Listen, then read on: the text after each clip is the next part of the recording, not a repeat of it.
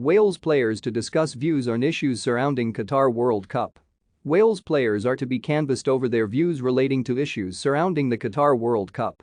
The move comes as England skipper Harry Kane aims to hold talks with other national team captains so they can be unified in their approach to Qatar's stance on gay rights and its treatment of migrant workers.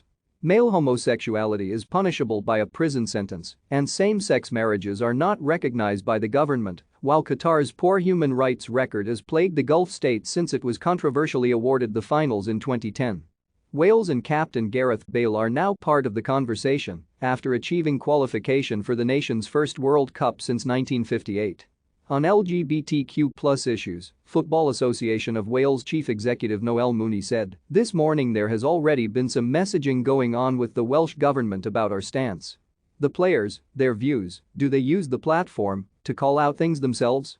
We've liaised with UEFA about this for quite a while before we qualified.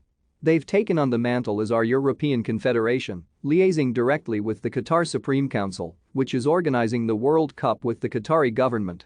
UEFA put together a working group, and we've joined it, to pool concerns, raise issues, have ground visits.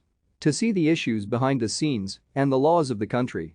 We're a very open and transparent organization and we look forward to discussing all these issues leading up to the competition and discussing our stance on things.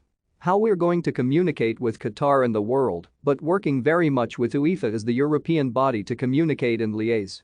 Wales became the 30th nation team to qualify for the 32-team tournament by beating Ukraine in Sunday's playoff final. FIFA protocols means we only get 5% of the stadium.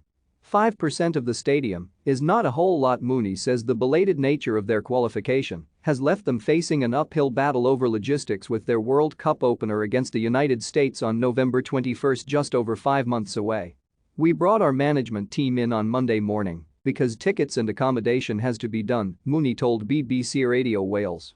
"Because we are one of the last teams to qualify, we are facing an uphill battle to be honest, to get everything done. The camp is done as we had to provisionally book it in January. But getting our fans there is right at the top of my mind at the moment." Wales are due to play all 3 of their group games against England, the US and Iran at the 50,000 capacity Ahmed bin Ali Stadium. Mooney said, "FIFA protocols means we only get 5% of the stadium. 5% of the stadium is not a whole lot. We have to work with FIFA and other angles to try and get as many tickets as we can for our supporters.